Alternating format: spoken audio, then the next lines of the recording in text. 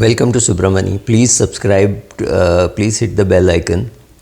I have many followers on Twitter, and I really don't. I behave with them very badly if they go and criticize Narendra Modi or what the army has done and things like that. And I lose a lot of people there. But then I'm a very different animal on Twitter, where I talk about Hindu-Muslim stuff and war stuff and Narendra Modi and government and things like that. A lot of macro views.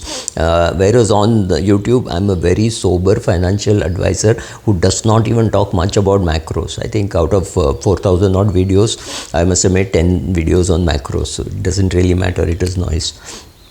But having said that, on YouTube I need more subscribers. Honestly, I don't care much on Twitter. But if you want to follow me on Twitter, it is again Subramani only. So PV Subramaniam or Subramani, you will be able to reach me. I got a call from, so the story is something like this. I got a call, or rather my wife got a video call, which anyway she shouldn't have picked up, but then women are women, so she did pick it up. And somebody said, your daughter is arrested in a rape case, and I'm so-and-so inspector speaking from, didn't mention the police station. And she was, she should have remained calm, but she got perturbed. And I, luckily for her, I was at home. And she almost threw the phone at me. There was a servant was trying to calm her down, and I got the phone, and that guy started talking. When it was a video call, I said for about maybe 15 seconds I was wondering what's happening. I didn't know what was happening. Maybe in 30 seconds I had recovered. And he said, your daughter is wanted in is been arrested, or not yet arrested, something like that, and in a rape case. So I said, and he said, would you want to talk to your daughter? And he gives a line to somebody. Maybe it was him. Today voice change audios are tools are available. So that girl saying, Papa mujhe bacha lo, Papa mujhe bacha lo. And this is very amusing, because my 22-year-old daughter, 23-year-old daughter has never called me Papa in life. In 23 years, she has never called me Papa. There's no reason why she should call me Papa. So obviously I knew this was some kind of a scam. I've also got a phone from somebody saying, you have taken this policy from so and so, this is your date of birth, and this is it. And truly that insurance company had all my details, and but I had never taken a policy from them. So it was obviously a scam trying to sell me another policy. And I just thought, if that is happening to me, what about my relatives who are in their 80s and maybe touching their 90s? What happens to them? How do they deal with it? So my mother has a very simple solution. Any call from anybody saying anything like HDFC, she'll say, speak to my son. Anybody, anything which sounds like ICICI, she'll say, speak to my daughter. That's her only form of defense. She will not talk to somebody who is asking for details. So once ICICI Bank, in its sheer stupidity, called my mother and said, I'm calling from Chembur branch. And she said, I don't have an account in Chembur branch. The truth is, her account is in Pune, but it is being managed from Chembur, and there's no way how she could have guessed. But they kept on calling. They called 2-3 times. And so she called me and said, and my sister was abroad, so my mom could not get in touch with her. So my mom called me and said, look, these people are pestering me, they want some information. I said, okay. But my mom did not give them any information, but that lady had left a message. And so my mom had the phone number, and so my mom gave me that number, and I called her, and it turned out to be ICICI Bank, who wanted some details from my mother. I said, why did you say Chembur branch? She said, we manage it from here. I said, how is she supposed to know you manage it from here? Her account is in Aund or somewhere in Pune. So these things happen. Genuine calls also, you get flustered sometimes. And I know one thing, when somebody calls me and asks for details like what's your name, what's your PAN number and things like that, I know with experience of dealing with the government, no genuine insurance company which has your policy or your mutual fund or your income tax authorities or your IRS in US or anybody, nobody calls you for asking for personal information about you genuinely, right? They never do. So, but the problem is, many older people are, they think it is rude to say, go get lost. So, I mean, people like me can say STFU or futures and options, whatever, and they know what it means, and they'll quickly fall off. What happens to older people? So my mother's defense is excellent. She'll say speak to my son, she'll speak to my daughter, something like that. And luckily, no, she's not got a call where she can be arrested and things like that and scare her. So I've told her, and many times she gets calls saying, if you do not attend to this, your phone will be disconnected, your gas will be disconnected, your electricity will. She's decided to shrug them off. She's saying, jo kaatna hai kar lo, kaatna hai to kaat lo. She knows her payments are being made on time, so she's not really bothered. But not everybody is so cool. For example, for once we bought grocery from a shop long ago. This is a long story, very old story, maybe 2004, 5 kind of stuff. And that boy came just 4 blocks away, 4, 5, 6 buildings away from our house. He came and he kept those things, and he told my dad he wants water. So my dad went to get water. He had flicked the mobile phone. Mobile phone was still a novelty. It used to cost maybe 12,000, 15,000, whatever, I don't remember. And my dad realized that much later. And when we went to the shop, he said, no, nothing like this has happened. So lesson learned.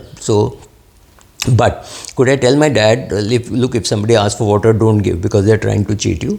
It won't work, right? And no way how my parents would have said, no, we will give water whoever asks for it. That's it. He's just 4 buildings away, so why does he need water? Why can't he go to his shop and drink water? Today, in my house, in where I live, I don't have these kind of problems, because a guy who comes in already makes an entry. There is a security guard, and if he wants water, the water is available down, and a loo is also available down. So there's no reason why somebody should come and say, can I use your loo, can I drink water? It used to happen maybe long back, but today those kind of things don't happen, but something else happens, right, on the phone. So if you have health insurance for your parents, if you have health insurance for yourself, if you have car insurance, obviously you want to avoid big mistakes and big expenses, right? So like one very young kid said, you pay a small amount today so that tomorrow you don't have to pay a big amount. So that is exactly what insurance does. So similarly, for scam, what do? Is to just stay away. Used to say, okay, where are you calling me from? Oh, you're calling me from this bank. Thank you. What's your name? Can I call you back? Do I have a landline number where I can call you? And then you can always go to get that number and call and speak to somebody else or something like that. In an ideal situation, nobody should ask you for any details on the phone. Whether it is a renewal of insurance or anything, they should have all the details that they need. All they can do is send you a link and say, your renewal premium is you, make the payment. That they can send you a link. You have to be careful there also. So again, I'm saying, if you're a senior citizen above 75, 80, or you think your reflexes are slower, it can be slow at 70 also, right? Then better to enlist the support of a younger person, nephew, niece, younger brother, obviously son, daughter, I'm all obvious, fairly obvious, or even some good friends, son, things like that, right? So anything like that. So I have enlisted the support of 2-3 such people, saying, in case my daughter is not here and I need old age help, that you people will, I'm enlisting you for support right now. So some of these things you can do, but largely saying, I will not give any details on phone will not mar you. It will not create a problem for you. So you say, fine, come here and get it. Come here, show your identity, get it. Pass through security, do all that and then get it. That's different. Or saying, I'll walk to the bank. I don't have a problem. I'll walk to the bank and give you the details. Tell me who you are. Why is my relationship manager not calling? Give me your phone number.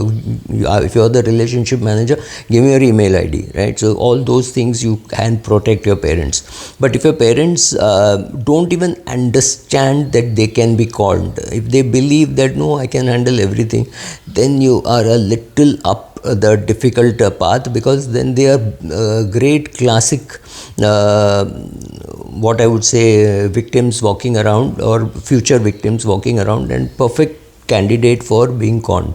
So when you ask a con man who is your potential client, he'll very easily identify such people who act overconfident. None of us can be overconfident, because these scammers are getting better and better every day.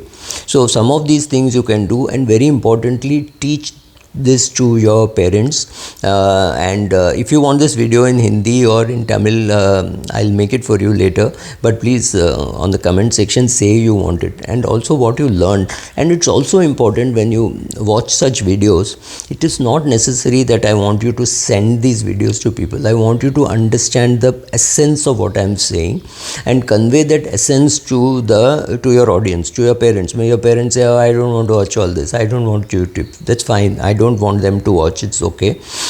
You understood the essence of this, you make a summary on video, or go when you meet them, talk to them and say why you should take care of these things. As simple as that. Once you do that, it's a kind of an insurance, right? You'll be sure that they don't lose too much money. Another solution which I have found is to say, any online payment that you want to make, I'll make it. Yes, OTP will come to you, but still I'll make it. Second, to say, anybody asking for any information, you give the call to me, or rather say, call up my son and he will do the needful, or daughter, whoever is there. That is another thing you can do. And third, call the guy home and ask him to identify, and then ask for details. Some of these things will keep you out of harm's way.